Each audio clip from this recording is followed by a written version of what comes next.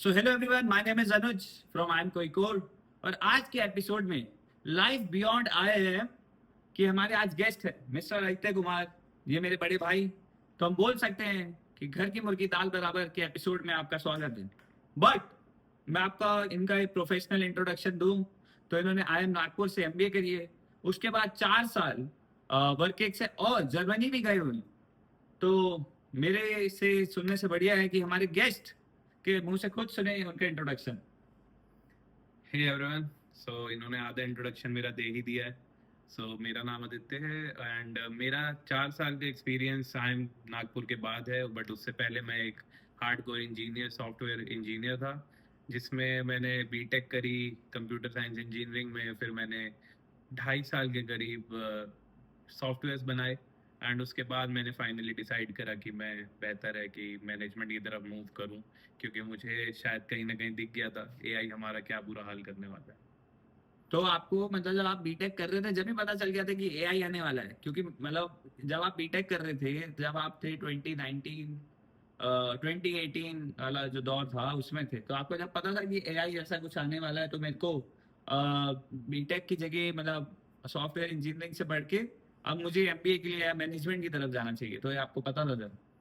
मुझे ये चीज़ें दिख गई थी क्योंकि ये चीज़ें ऑलरेडी एग्जिस्ट कर रही थी। अगर मैं 2020 की बात करूं, आरपीए जैसी चीज़ें थी हमारे सॉफ्टवेयर इंजीनियरिंग में, खुद आरपी क्या होता है, ऑटोमेशन। आप थोड़ा भी बता पाएंगे? तो बेसिकली प्रोसेस ऑटोमेशन हो जाते थे खुद ही, एंड जिसमें हमें ज़्यादा एक वन टाइम स्क्रिप्ट लिखनी पड़ती थी और बहुत चीज़ें खुद ही ऑटोमेट हो जाती थी, बेस्ड ऑन की अगली बार भी सेम सिमिलर टास्क आएंगे तो वो खुद ऑटोमेट हो जाएंगे। हम्म। एंड ऑब्वियसली हम कंप्यूटर साइंस इंजीनियरिंग के थे उस वक्त, 2018 में मैंने पास आउट करा था।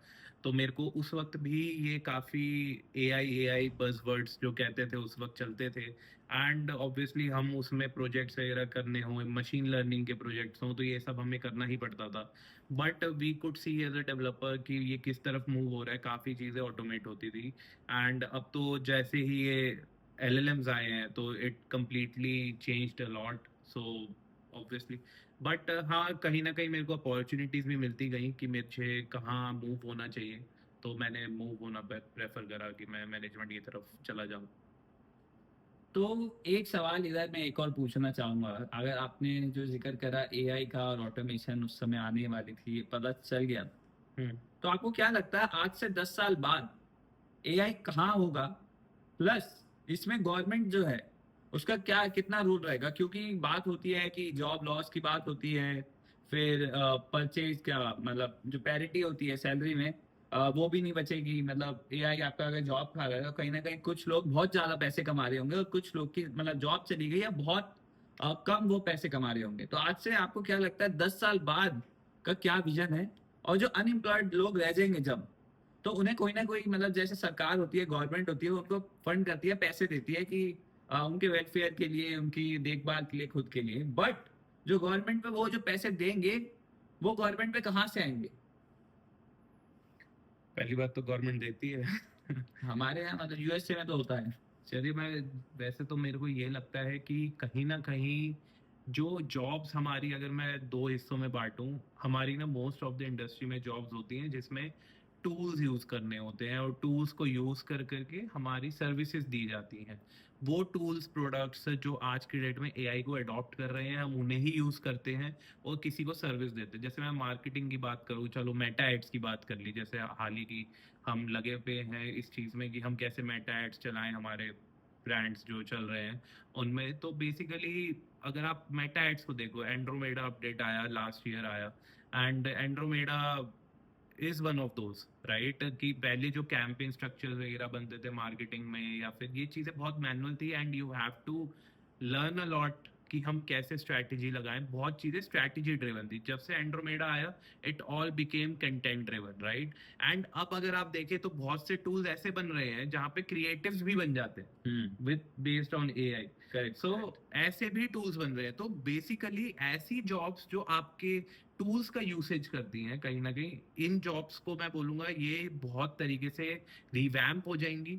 इनमें एक शिफ्ट आएगा कि बेस्ड ऑन कि आप कैसे टूल्स यूज करते हो। अपार्ट फ्रॉम दिस, ऐसी जॉब्स जो एलएलएम्स को बनाती हैं या फिर इनके कोर में काम करती हैं या फिर जिनमें हमारा टूल्स का बिल्कुल यूसेज ही नहीं होता, हम्म। राइट, ऐसी जॉब्स भी कहीं ना कहीं जिनमें यूसेज नहीं होता बट है सर्विस ड्रिवन, तो ये भी कहीं ना कहीं खतरे में आएंगी, क्योंकि एआई भी अब जैसे क्लॉड को हम देखते हैं, Claude can just operate your full system. वो आ सकता है, कनेक्टर्स लगाओ, आपका पूरा ऑपरेशन आप खुद हो जाएंगे। आपने एक बार टास्क बता दिया उसे कि मान लो मुझे सुबह उठ के ये ऑपरेशनल टास्क है जो मैं अपने लैपटॉप में रोज करता हूँ, और सिमिलरली आपको भी करना है, तो प्लॉट वो कर देता है। तो ऐसी service driven jobs, operational jobs भी खतरे में है। प्लस कोर जॉब्स यहाँ पे मैं बोलूंगा कुछ ना कुछ हद तक सिक्योर्ड है, बट वो भी एक रिवैम्प कहीं ना कहीं उनमें ये आएगा कि टेक्नोलॉजी शिफ्ट कहीं ना कहीं यहाँ से आगे ही बढ़ेगा। तो आखिरी जो हमने देखा था चेंज ओवर हुआ था बहुत 2000 के आसपास, जब इंटरनेट आया था, इंटरनेट का बूम आया था। हाँ। हमने 20 साल बाद एआई देख लिया। तो आपने कहा 10 साल बाद, तो 10 साल बाद भी हम नया हाफ वे थ्रू एक और होंगे और एक और नया नई शिफ्ट आ रहा टेक्नोलॉजी आ होगा। रही होगी। एग्जैक्टली। अब मैं आता हूँ second part of the question पे जो आपका था regarding the governments, right? Governments इस चीज उसका को क्या कैसे रोल होगा? देखेंगे, राइट? तो गवर्नमेंट्स मेरे हिसाब से यार आज की डेट में स्मार्ट नहीं है। जितना वो यूसेज इस चीज का खुद ला सकती हैं, अडॉप्ट कर सकती हैं चीजों वो को, नहीं हो रहा है। वो नहीं हो रहा है बाय गवर्नमेंट। वो तो फंडिंग भर रहे हैं। हाँ जी बिल्कुल। तो यही मैं कहना चाहूंगा कि गवर्नमेंट फुल्ली यूटिलाइज नहीं कर रही, बिकॉज आई बिलीव कि सिस्टम में इतने स्मार्ट पीपल ही नहीं है जो इस चीज के लिए मैं काम कर कल एक सके। वीडियो देख रहा था, पता नहीं कहाँ, वियतनाम का या कोई चाइनीज, पता नहीं कौन था आदमी, मुझे पता नहीं एग्जैक्टली, वो कहीं स्पीच दे रहा था। तो यूथ को यही कह रहा था कि आप लोग इतने सक्षम खुद हैं कि एआई को ओवर पावर ना करने दें अपने पे। आप उसको यूज लें, उसको एज अ फ्रेंड देखें और कहीं ना कहीं अपनी प्रोडक्टिविटी बढ़ाएं, और ना कि उसको उसके ऊपर ओवर डिपेंडेंट रहें, जिससे आपकी खुद भी प्रोडक्टिविटी गिर रही है। बहुत आजकल देख रहे हैं ना आप यार, एक छोटी ईमेल के लिए मतलब आप लोग, मतलब बहुत सारे लोग जाते हैं और सिर्फ जीपीटी से लिखवाते हैं, बिना पढ़े शायद भेज भी देते हैं। तो बहुत सारी चीजें मतलब छोटे छोटे काम तो खुद भी कर सकता है, जिससे आदमी का ब्रेन जो है, क्योंकि बहुत चीजें होती है, फंक्शनिंग जो है ब्रेन की वो खराब होने लगती है अगर हम अपना ब्रेन उतना यूज ना करें। तो ये तो बहुत ज्यादा टेक्निकल बातें हो गई। अब उस पार्ट पे आ जाते हैं जहाँ पे हमारी जनता अभी तक इंतजार कर रही है। कौन सा? इस साल बहुत सारे लोग वापस से कैट 2026 जो है वहां पे अटेम्प्ट दे रहे होंगे, अगेन 2.5-3 लाख बच्चे होंगे वहां पे। तो आपकी क्या एडवाइस है पहले तो कि कैट करना चाहिए, देना चाहिए, आईएम में जाना चाहिए या नहीं? और दूसरा सवाल, अगर जो वो जाना चाह रहे हैं उनके लिए क्या वो एक टिप है जो मतलब उनकी प्रेप में वो मदद करेगी? बिल्कुल। तो पहली बात तो कैट 2026 आपको देना चाहिए या नहीं देना चाहिए, मेरा जो विजन है इस चीज को लेके वो बहुत क्लियर है। मैं उस वक्त भी अपने लिए एटलीस्ट बहुत क्लियर था कि मुझे ये क्यों करना है। तो जैसा मैंने बताया, मुझे पता था कि कहीं ना कहीं एक शिफ्ट आ रहा है या फिर, but beyond that I wanted to learn management, कि भाई बिजनेस वाली चीजें कैसे होती हैं, क्या होती हैं। क्योंकि मैंने बताया मैं इंजीनियर था, तो मेरे को इन चीज़ों की नॉलेज नहीं थी। मैं ये देखता था कि डेमोज हो रहे हैं, जब कस्टमर विजिट जा रहे हैं तो बिजनेस टॉक्स होती थी, एंड आई लव दोस्त, राइट? एंड उन्होंने कहीं ना कहीं मुझे मोटिवेट करा इस चीज़ को करने के लिए। एंड मेरा ये विजन क्लियर ये था कि मैं अगर एमबीए करूंगा तो I need to learn those things, right? आपका जरूरी नहीं है कि आपका विजन हो कि भाई मेरे को एक मैनेजमेंट की XYZ जॉब लेनी है। आपका विजन ये भी हो सकता है कि मुझे सिर्फ लर्न करना है, मुझे ये चीजें जाननी है, दुनिया में ये चीजें कैसे चलती हैं। तो मेरा तो ये मानना है कि अगर आपको लर्निंग करनी है तो आप बिल्कुल जाइए। अगर आपको ये भी है कि आपको कोई एक पर्टिकुलर जॉब बहुत पसंद है एंड बिजनेस साइड की जॉब है, तो भी आपको करना ही चाहिए। लाइक ऐसा नहीं है कि आपको लर्निंग्स नहीं मिलेंगे, आपको लर्निंग्स बिल्कुल मिलेंगी। और ना इंसाफी तब हो जाएगी जब आप लर्न तो कर रहे हैं, वहां जा रहे हैं, बट उसके बाद उसकी इम्प्लीमेंटेशन कहीं नहीं हो रही। तो मेरा मानना है कि वो करना बहुत जरूरी है अगर आपको प्रोग्रेस लेना है उन चीजों से जो आपने सीखी एमबीए में। एंड आपका सेकंड सवाल क्या था? जो तैयारी कर रहे हैं इस बार बच्चे, उनकी प्रिपरेशन के लिए क्या वो एक टिप होगी जिससे उनकी जो प्रिपरेशन की जर्नी है थोड़ी उनके लिए इजी हो जाए, उनको समझ आए? तो देखिए, आप सब अपना ब्रेन लगाएंगे, चीजें सीखेंगे, टिप्स एंड ट्रिक्स सीखेंगे, दैट इज फाइन। आप लोग कोचिंग कर रहे होंगे, नहीं कर रहे होंगे, यूट्यूब से सीख रहे होंगे, कहीं से भी। तो आप क्वांट सीख रहे होंगे, DILR, हमारी वर्बल, राइट? सो ये चीजें ठीक है, but beyond that what you should know is कि आपको थकना नहीं है। कैट उसका क्लियर नहीं होता है जो एफर्ट्स नहीं डालता है और थक जाता है। आपने ये जर्नी, अगर आज मैं बात करूं, आज हमारी जून चल रही है, जून का फर्स्ट वीक चल रहा है, आज से हमारे पास एक सिग्निफिकेंट अमाउंट ऑफ टाइम है जो मैंने भी अगर हम जून में पुट स्टार्ट करें। करी थी, एग्जैक्टली सब उसी टाइम में करते हैं, मतलब आगे पीछे होता मतलब है एक दो 5-6 महीना, महीने बट मुझे लगता है उससे फर्क नहीं पड़ता। 5 to 6 months are enough I think. Enough, right. So आपको ये करना है कि आपको कंसिस्टेंसी रखनी है। आपको पहले दिन से आखिरी दिन तक लगातार लगे रहना है। आप बहुत स्पोर्ट्स फॉलो करते होंगे आप, तो वहां से मोटिवेशन ले सकते हैं। अगर मैं अच्छे अच्छे खिलाड़ियों की बात करूं तो सुनील जैसे छेत्री, सुनील विराट छेत्री कोहली। है, विराट कोहली है, राइट, या फिर फुटबॉल में अभी वर्ल्ड कप आने वाला है फीफा, तो वो हम्म, मेसी है या फिर कोई है, तो अब तो दीज 40 साल पीपल, के होने वाले हैं। आई नो कि ये उनका पैशन था या कुछ था, ये भी तो आपका पैशन है ना। आपको अगर कैट क्लियर करना है, यू हैव टू अब बी वो पैशनेट अबाउट इट। वही, अब मतलब लोगों के यहाँ पे क्लैरिटी नहीं है आज की डेट में कि वो एमबीए क्यों करना चाहते हैं। सबसे पहली बात तो यही है। राइट। और दूसरी चीज, अगर आपको लर्निंग की बात है तो आप अगर 30 लाख रुपए लगा रहे हैं एमबीए के लिए, तो क्यों ना कोई आदमी 30 लाख का लोन लेके बिजनेस स्टार्ट कर दे, और शायद क्या पता उसका आउटपुट आ जाए, और बिजनेस स्टार्ट करेगा तो शायद ज्यादा लर्निंग हो। देखिए बिल्कुल हो सकता है, लेकिन 30 लाख सीधा बिजनेस में लगाना मैं तो रिकमेंड नहीं करता हूँ, और वो भी खुद के। तो दूसरा, 5-10 लाख का लगा। आप अपनी कैपेसिटी के अकॉर्डिंग वो कर सकते हैं, बट मेरा मानना ये है कि आपको लर्निंग्स इसलिए चाहिए, अगर कि आप कहीं अपने इम्प्लीमेंटेशन में कहीं अपनी बिजनेस स्टार्ट करना चाहते हैं और आपको खुद को एक बिलीफ है कि हाँ ये चीजें हो सकता है मेरी मदद करें, तो आप करिए। ये हम जज नहीं कर सकते, सबकी जर्नी अलग होती है। मेरा मानना अलग है कि मेरे को अपने लिए ये चाहिए था कि मैं पहले लर्न करूं एंड देन इम्प्लीमेंट करूं। बहुत लोग होते हैं जैसा आपने कहा जो सीधा पैसे भी डाल देते हैं और वहीं ऑन द फ्लाई सीखते हैं, and there are many examples जो हमारे वर्ल्ड में जाने जाते हैं। सबने अपनी इंजीनियरिंग करी, एक सॉफ्टवेयर बनाया, या फिर 12th पास भी नहीं करी और सॉफ्टवेयर बनाया, कुछ करा, और वहां से वो बिजनेस चालू करा, तो उन्होंने भी on the fly he learn करा, तो उन्होंने भी देखो, बिजनेस नहीं सबसे पहले आप लोगों को तो क्लियर होना पड़ेगा माइंडसेट कि मैं एमबीए क्यों कर रहा हूँ। क्योंकि बहुत लोग होंगे जो देख रहे हैं शायद इस वीडियो को, अभी उनको ना क्लियर ही नहीं होगा कि वो एमबीए क्यों कर रहे हैं। अगर आप पे वही आंसर नहीं है कि वो एमबीए क्यों कर रहे हैं, यार इंटरव्यू में ना वाई एमबीए का आंसर वो केस स्टडी से ऊपर होता है एक आंसर, सच बताऊं मैं। मतलब कि मेरे को केस स्टडी सीखनी है, पीयर लर्निंग होती है, ये सब बकवास है। आपको पता रहना चाहिए कि वो वाई एमबीए का असली आंसर क्या है। कम से कम आपको इंटरव्यू के लिए ठीक है, जो बोलना है बोलिए, पर आपको पता होना चाहिए, वरना बहुत दिक्कतें आती है यार जिंदगी में। देखो, आप भी 2 साल बाद देखोगे 30 लाख का लोन है, तो चलो यार 16-18 लाख की जॉब कर लेता हूँ। तो ऐसे मतलब आप डिपेंड करेगा 1 to 1 की क्या आपकी सोच है। तो कोई बात नहीं। तो एक छोटा सा सेगमेंट यहाँ पे, मतलब अभी तक 4-5 साल आप बहुत सारे आईएम के लोगों के साथ रहे होगे। तो अगर मैं बोलूं कि मतलब आपको रैंक करना है या फिर बताना बेटर क्या हुआ कि आप उन लोगों के साथ काम करें, तो मैं कॉलेजेस का नाम लूंगा। आपको बताना है कि किसके लोग ज्यादा बेटर होते हैं। जैसे I am Nagpur versus I am Kashipur, तो आप क्या बेटर है, ऐसे हम छोटी सी एक गेम हो जाए। ओके, तो आप नाम लीजिए पहला। हाँ, तो वही I am Nagpur, Nagpur versus Kashipur. Kashipur. Nagpur. तो नागपुर वर्सेस उदयपुर में। I believe Udaipur. उदयपुर, आप मिले हैं ना उन लोगों से, बात करते हैं ना, ठीक है। Udaipur versus Trichy. Trichy. Trichy versus Shillong. Shillong. Shillong versus Indore. Shillong. Shillong versus Lucknow. तो इससे पता चलता है इंदौर क्यों डिग्रेड हो रहा है हर बार। ठीक है। तो हाँ, Shillong versus Lucknow. Shillong, I would still say. Shillong versus Kozhikode, obviously Kozhikode. And so Kozhikode versus Bangalore. Bangalore. Bangalore versus Ahmedabad. Bangalore. Bangalore versus Kolkata. Kolkata. मतलब Kolkata is on top. I believe so. क्यों ऐसा, क्यों, क्या ऐसे एक्सपीरियंस है, क्या चीज है जो आई एम कोलकाता के लोगों में आपको दिखी, इसलिए वो आज मतलब आपके रैंकिंग से ऊपर है। और बल्कि एक चीज और, कोलकाता तो चलो ठीक है, किसी को एक्सपेक्टेड होगा, शिलोंग का भी मैं जानना चाहूंगा कि शिलोंग ने यार इंदौर, देख रहे हो guys?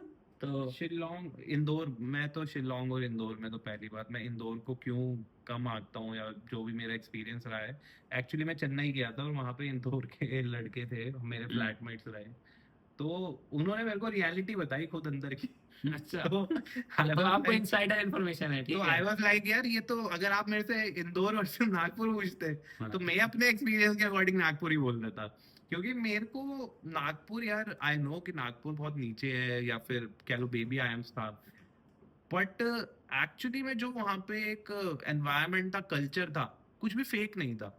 What I know about Indore is many things are faked. ठीक है, तो मेरे कॉलेज में IIM नागपुर में ये फेकनेस नहीं थी, राइट? जो था वो अपस्टेट था कि भाई ये चीज होती है तो होती है, नाम के लिए नहीं होती, राइट? अगर मैं इंडस्ट्रियल विजिट्स की बात करूं, राइट, तो बहुत कॉलेजेस आईएम्स में ही मैं बता दूंगा जिसमें नाम की इंडस्ट्रियल विजिट्स होती हैं, एंड दे आर लाइक कि भाई हमें बस दिखाना है कि इंडस्ट्रियल विजिट हुई है। बट नागपुर में वो चीज कम्प्लीटली डिफरेंट थी। ऐसे ही इंदौर के मैंने जाना तो वहाँ पे बहुत चीज ऐसी निकली कि not in the real world, कि भाई ऐसी चीजें तो है ही नहीं। तो फिर ठीक है, ये हो गया। और शिलोंग का मैंने 3-4 लोगों से इसलिए इंटरेक्ट करा क्योंकि उनकी हायरिंग हुई थी मेरी फर्स्ट कंपनी में, and they all shared their experiences. Obviously जब हम मिलते हैं हम बताते हैं कि हमारे कॉलेज में ये होता था वो होता था, and these people had really good structural approach about solving any problem. And I asked them कि भाई यार इतना structured way में कैसे लाते हो चीजें? So like उनके वहाँ पे बहुत ही फोकस रहता था, like कि हम जब केस स्टडीज कर रहे हैं या कॉम्पिटिशन्स कर रहे हैं, right, how IIM Shillong can help their folks, है ना, to excel in that. Support ज्यादा है। हाँ, इस चीज के लिए कि आपके बच्चों को ये सिखाया जाए कि आउटर एंगेजमेंट जो हो रही हाँ, है मुझे उसमें लगता एक्सेल है कैसे कि करें। कुछ कॉलेजेस को ना रियलाइज करना चाहिए, जो पता नहीं कमिटीज में जो मतलब वहाँ पे जो मैनेजमेंट होती है वो बहुत पॉलिटिक्स बहुत है अंदर। आप मतलब यार पता नहीं है बच्चा आपको आ रहा है, चाहे कोई भी बैकग्राउंड से आ रहा है, आपको पहले तो इतनी फीस दे रहा है, प्लस आप हर बच्चे को इक्वल क्यों नहीं ट्रीट होता है अंदर। मतलब मैंने जो रियलाइज करा है, प्लस मेरे को एक्सपीरियंस हुआ है यार, कमिटी में जो ज्वाइन कर लेते हैं उनकी बात ज्यादा सुनी जाती है, ठीक है, पर जब नॉर्मल आदमी है, बच्चा है वहाँ पे जो कमेटी में नहीं है, फिर भी बहुत ज्यादा वेटेज रखता है अपनी दुनिया में, एटलीस्ट मतलब वहाँ पे अगर वो पहुंचा है तो उसमें कोई बात होगी। तो मतलब मैंने कहीं ना कहीं ये बहुत लोगों से भी सुना है यार, ये तो कमेटी वालों की सुन लेते हैं मैनेजमेंट, और बात मतलब बच्चों की बात ही नहीं होती, फिर नॉर्मल कमेटी वाले बच्चों ने जो बोल दिया वही यार, this is not how it works, right? Correct. And even मैं भी सैक का पार्ट रहा हूँ, स्टूडेंट एकेडमिक काउंसिल का, एंड मैं प्रेसिडेंट था हमारे स्ट्रैटेजी एंड कंसल्टिंग क्लब का। तो एकेडमिक क्लब्स में strategy and consulting and marketing इनको काफी माना जाता है क्योंकि one of the coolest areas कह लो बच्चों के लिए टू लर्न। मजा आता है वो इंटरव्यू में झूठ आंसर जब देते हैं वो कि वो कंसल्टिंग है मार्केटिंग, हाँ ठीक है ठीक है, राइट। सो बेसिकली हम ट्राई करते थे, मतलब एटलीस्ट मैं, क्योंकि प्रेसिडेंट था इस क्लब कमेटी का, तो मैं अपनी तरफ से ये ट्राई करता था कि जितनी ज्यादा से ज्यादा आउटर एंगेजमेंट्स करा सकूं, क्योंकि मेरे ये नोटिस करा था जो मेरे प्रीवियस बैचेस थे, they were very much focused on like bookish things. Through this club and committee I was preparing a very streamlined structure where we can focus on every particular part but mostly on the outer reachment. So वहाँ मैंने बहुत focus करवाया कि हाँ बाहर से हमारी collaborations हो रही हैं, एंड कोई आ रहा है, कोई एंगेजमेंट होती है उससे, आपके पास कोई आता है, किसी बड़ा डायरेक्टर आ रहा है आपकी किसी कंपनी का, आपके बच्चे उनसे मिलते हैं, बात करते हैं, उतना बहुत होता है एक दिन में एक अच्छी लर्निंग के लिए। तो मैं उस पर फोकस करता था। एंड या मुझे तो एक चीज और लगती है कि जो बच्चे होते हैं कैंपस में, मतलब आधे से ज्यादा तो टाइम वो फेक कर रहे होते हैं हम लोगों के सामने कि क्योंकि उनको चाहिए प्लेसमेंट, तो अपनी एक इमेज बनाते हैं फेक की सर मैं बहुत क्यूरियस हूँ। मैंने अपने उसमें एग्जांपल देखा है, एक आदमी ने ऐसी प्लेसमेंट ले ली, उसकी शॉर्ट लिस्ट भी नहीं थी। तो ये भी होता है, ठीक है, उसका एक तरीका है पिच करने का, वो तो मतलब डिपेंड करता है सामने वाला यार कोई बिजनेस देखिए चला रहा है ये सबका अपना अपना एक तरीका है चीजें करने का। मेरा मानना ये, मेरे मतलब मेरे इंस्टीट्यूट में भी ऐसा रहा है कि कुछ मेरे फ्रेंड्स थे, मैं फ्रेंडली बोलूंगा, तो वो उनका था तरीका कि as much as networking they can do, either they fake it, they don't want to learn much, but they want to fake it to make a connection. Either it is from senior, junior, or like with the outer people, yeah, right, anyone. So वो तरीके होते हैं उनके अपने होते हैं, मे भी उनके लिए किसी के लिए वर्क कर जाता है, किसी के लिए नहीं करता। You should be smart enough to pull out those things अगर कनेक्शन बना भी रहे हो या ये सब कर फेकनेस है, मतलब I won't call it fakeness actually, क्योंकि ये चीज उनकी अपनी strategy and they want to excel. तो मतलब आप डिसाइड कर सकते हैं आपको कैसे आगे बढ़ना है जीवन में, कि नेटवर्क बनाने हैं या फिर खुद मेहनत करके नेटवर्क भी बना लो साथ साथ, पर खुद भी इतना पोटेंशियल, क्योंकि मुझे लगता है कि अपने मतलब जो भी इंडिविजुअल है उसको कहीं ना कहीं इतना सेल्फ सफिशिएंट होना चाहिए अपनी स्किल्स में कि अगर कोई उसके आसपास नेटवर्क में नहीं है तो फिर भी वो अपने जीवन में एक्सेल कर पाए और चीजें सीख पाए, इरिस्पेक्टिव ऑफ कि उस पर नेटवर्क है या नहीं। तो आज का आखिरी सवाल जो मैं पूछना नहीं चाहूंगा, जस्ट एक जनरल चीज है, क्योंकि आजकल क्या है ना, जैसे पहले बीटेक का एक हवा चली कि सबने बीटेक करी, एक अब हवा चल गई है एमबीए की। और कहीं ना कहीं रिसेंटली मुझे जो फील होता है कि एमबीए की वैल्यू वो भी कम होती जा रही है मार्केट में। अगर ऐसा है तो वो क्यों है, और इससे लड़ने के हमारे स्टूडेंट्स क्या कर सकते हैं? देखिए, जैसे इन्होंने खुद ही एक तरीके से बताया है थोड़ा कि हमारी बीटेक की हवा चली थी, कंप्यूटर साइंस की हवा चली थी, चली थी। हाँ बिल्कुल बिल्कुल चली थी, आपको आज तक आपने सब ये भी कुछ है। देखा होगा, हाँ बिल्कुल, आपने ये भी देखा होगा कि मैकेनिकल के बच्चे जॉब ले रहे हैं कंप्यूटर साइंस की, हाँ। क्योंकि वहां पे अबंडेंस ऑफ सप्लाई है, हम्म। सप्लाई ज्यादा है, राइट। बट अगर मैं आईटी सेक्टर की बात करूं, सॉफ्टवेयर इंजीनियरिंग की बात करूं, आज की डेट में अगर आप वहां देखोगे, अब डिमांड तो ज्यादा थी पहले से, इस चक्कर में बच्चों ने भरा अपने आप को, उसमें एनरोल करा। आज की डेट में भर भर के बच्चे हो गए हैं, एक एक कंपनी के पास एक एक जॉब रोल के 500 से 1000 के बीच में 2 दिन या एक दिन में एप्लीकेंट्स आ जाते हैं, अगर अच्छी कंपनी, हाँ हाँ राइट। obviously। क्योंकि सब चाहते हैं हमारा अच्छी कंपनी में। मैंने अपने स्टार्टअप के लिए डाली थी, मेरे को 100, कम से कम 100 सीवी आए होंगे, जिसमें से 90 लोग बीटेक वाले थे। हाँ अब बताइए आप। हाँ। हाँ एग्जैक्टली। तो अब ये हवा किल हुई, कैसे किल हुई? क्योंकि किल भाई, हुई? अभी तक चल रही है? नहीं, मेरा मानना है कि किल हो रही है अब। पर honestly एक चीज बताऊं, मतलब बताइए, मैं अभी 10th और 12th के बच्चों के साथ जो इंटरेक्ट करता हूँ, मेरे कजन्स तो हैं क्या कुछ दे रहे हैं, हैं वो, क्या तो काम जा रहे हैं वो? कुछ लोग, अब ये एआई की हवा आ गई है ना, तो बीटेक एआई बन गया है। आप नई ब्रांचेस देखोगे तो डेडिकेटेड एआई ब्रांचेस हो गई हैं यहाँ पे। ग्रेटर नोएडा में तो एक कॉलेज है, नाम नहीं लूंगा, उसने तो अपना लिखा हुआ है बड़ा, एआई एंड आर्टिफिशियल इंटेलिजेंस की विंग बना रखी है, मतलब इतनी बड़ी जितने बड़े कॉलेज होते हैं डीयू में, ठीक है।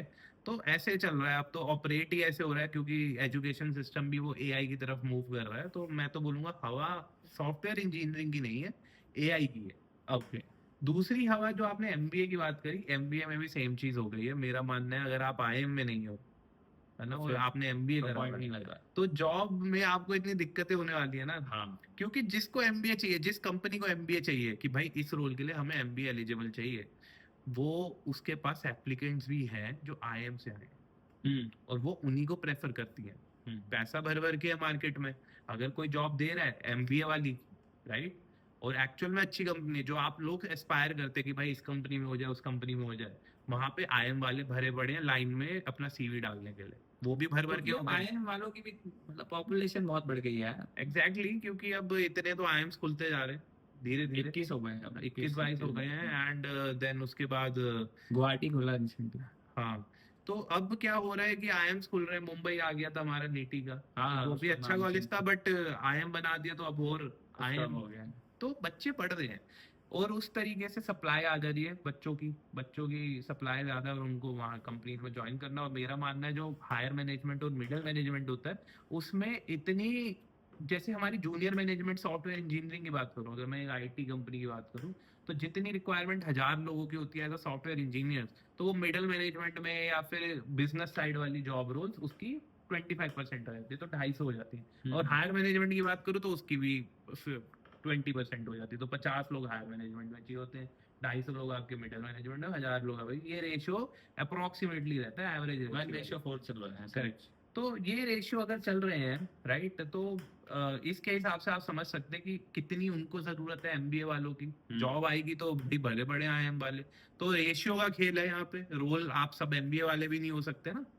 एक कंपनी में एमबीए नहीं चला सकते, आपको जूनियर मैनेजमेंट भी चाहिए, ऐसे लोग भी चाहिए जो एक्चुअली ऑपरेशनल टास्क करें, या फिर तो ये हो जाता है। तो आप मतलब कितना ही बैठ के पैसा खा लेंगे।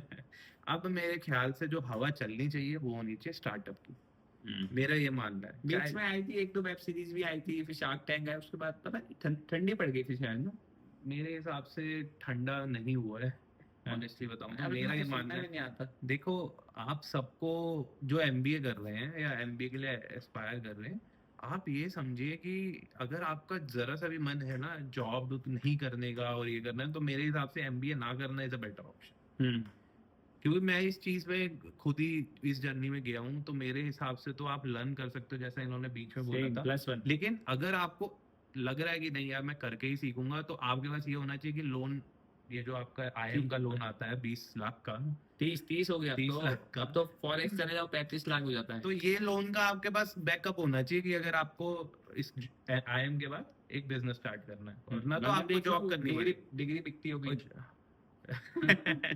वरना आपको अपनी जॉब करनी पड़ेगी। तो या तो फिर आपको ये करना पड़ेगा कि बिजनेस अगर स्टार्ट करोगे तो एक बहुत एक्सट्रीम प्रेशर होगा कि मुझे रिजल्ट्स लाने हैं, क्योंकि मेरे को अपनी ईएमआई भी भरनी है। तो बेसिकली वो है। तो मैं यार ये मैं बताऊं recommend आपको, आप लोगों को मैं एक सच बताता हूँ। आप कोई भी आईएम चले जाए, चाहे वो अहमदाबाद हो, चाहे नीचे मतलब रैंकिंग जो लोगों ने कर रखी है, बेबी आईएम बोल देता हूँ, किसी का नाम नहीं लूंगा मैं यहाँ पे। ठीक है, आपकी कहीं ना कहीं ना 1 से 1.5 लाख की सैलरी आ रही होगी कैश इन हैंड, उसके बाद आपकी ईएमआई कटेगी, आपका लोन की कटी, फिर आपके पर्सनल एक्सपेंस कटे। आप जिस सिटी में रहते हैं वहां पता नहीं जॉब मिलेगी नहीं मिलेगी, या कट कटा के ना आपको 30,000 रुपये बच रहे होंगे। आप तो इसलिए आप डिसीजन जरूर बनाएं कि आपको एमबीए क्यों करना है, और ये क्लियर होना चाहिए स्टार्टिंग से, डे 1 से। क्योंकि कैट जो है सिर्फ पढ़ाई का खेल नहीं है, माइंडसेट का भी खेल है। एग्जैक्टली। एंड मेरा ये भी दूसरा पर्सपेक्टिव है, मैंने जॉब के लिए वो बिजनेस के लिए बता दी कि आपको क्या करना चाहिए नहीं करना चाहिए, वो आपका कॉल है। बट जॉब, जिनको जॉब ही करनी है, जिन्हें पता है कि यार मेरा हाँ। तो बिजनेस का माइंडसेट है ही नहीं, तो जॉब भाई एमबीए करो। अगर मन है एमबीए करने का और सीखने का, करो। लेकिन ट्राई करो कि टीयर 1 और 2 से नीचे ना जाओ, वरना टीयर again, 1.5 जैसे हमारे बीटेक वाले घूम रहे हैं प्राइवेट कॉलेजेस के, ऐसे ही आप भी घूम रहे होंगे। और और कुछ बहुत पता नहीं जगह है, पे मैं सीख बहुत रहे हो। टीयर 1 के भी मतलब समझ रहे हैं आप, जो ब्लैक ही कहते हैं, उन बहुत बच्चों को देख रहा हूँ जो ऐसी आजकल भटक रहे हैं। उनकी कभी मतलब उनकी गलती नहीं है, पता नहीं किसकी गलती है, बट मैंने देखा है। भटक रहे होते हैं। और मेरा मानना है आईएम्स में भी आप जब जाते हो ना, तो आप कोई भी आईएम के हो, अगर आप में कैलिबर है ना, तो आप कुछ ना कुछ करके एक अच्छी जॉब भी निकाल लोगे। राइट, जो आपको करना है वो कर लोगे, मेरा ये मानना है। क्योंकि मैं अपने ऑनेस्टली बताऊं, मेरी जर्नी ऐसी रही है कि मैं अपने आप को ज्यादा नहीं आंकता था। कि मतलब मेरे को ऐसा लगता था कि क्योंकि मैंने अपने आप को प्रूव ही नहीं करा था अपनी खुद की नजरों में, मुझे किसी और को प्रूव नहीं करना था, मेरे को खुद को प्रूव करना था मैं कुछ कर सकता हूँ। तो पहला स्टेप था मेरा कि मैं आईएम क्रैक करूँ। राइट, मेरा फर्स्ट अटेम्प्ट में भी निकल गया था, इट जस्ट दैट की इंटरव्यूज में नहीं निकला। बट फिर मेरे को एक कॉन्फिडेंस आया वहां से अपने लिए कि मैं कर सकता हूँ। राइट, तो मैंने जब आईएम नागपुर ज्वाइन करा, तब भी मैं खुश हुआ कि यार चलो एटलीस्ट मैंने यहाँ कुछ कर लिया, तो मैं अपनी नजरों में थोड़ा और उठा। जब मैंने वहां पे अंदर गया, एंड वहां पे मैंने ये देखा कि मैं ज्यादा बोलता नहीं था कि अपना मतलब वो होता है ना, कॉकी नेचर होता है कुछ लोगों का, तो मैंने वो बहुत देखे थे अपने कॉलेज में कि बहुत लोगों का कॉकी नेचर होता था, अपने आप को थोड़ा ज्यादा ही बताते थे। I never had that kind of. जब 5 रुपए कमाता था, हाँ। 100 कमाता था मैं यार, तो करोड़ बेसिकली सुनो करोड़। तो मैंने जितना वहाँ लोगों को देखा, इंटरेक्ट करा, मेरा कॉन्फिडेंस बढ़ता ही गया, क्योंकि मेरे को ऐसा लगा ना I have good calibre. Right, तो मेरे को वहाँ जो मैं था, मैंने बताया मैं सैक का भी पार्ट बना, प्रेसिडेंट बना, ये सब हुआ क्लब का। एंड उसके बाद मेरे को एक एक्सट्रीम कॉन्फिडेंस आया अपने अंदर। तो एक ये जर्नी होती है जो आप लेते हो, और आप अगर खुद को लगता है आपको कि आप कर सकते हो, तो आप करो बिल्कुल। लेकिन ये चीजें आपको थोड़ी तोल मोलनी पड़ेंगी, जो अभी हमने डिस्कस करा कि आपको करना चाहिए या नहीं, तो वो बिल्कुल। तो गाइस ये था आज का इंटरव्यू पूरा। बाकी आप आगे बता सकते हैं कि आपको क्या क्या जानना है, क्या क्या डाउट्स है, क्या क्या क्वेश्चन है, और अगर हमसे पर्सनली आपका क्वेश्चन है तो आईडी डिस्क्रिप्शन में है, वहां पे जाके मैसेज कर सकते हैं, हम बता देंगे। बाकी मिलते हैं अगले एपिसोड में। आज के लिए थैंक यू फॉर लाइक मतलब एक रूम से दूसरे रूम में आने के लिए। तो it was a very it was a very good talk, I think बहुत बहुत प्रोडक्टिव चीज है उन लोगों के लिए जो देख रहे हैं। और बाकी आप लोग शेयर करें, कमेंट करें, सब्सक्राइब करें, और बताइए कि अगला गेस्ट कौन से कॉलेज से होना चाहिए। बाकी मिलते हैं, signing off guys. Thank you.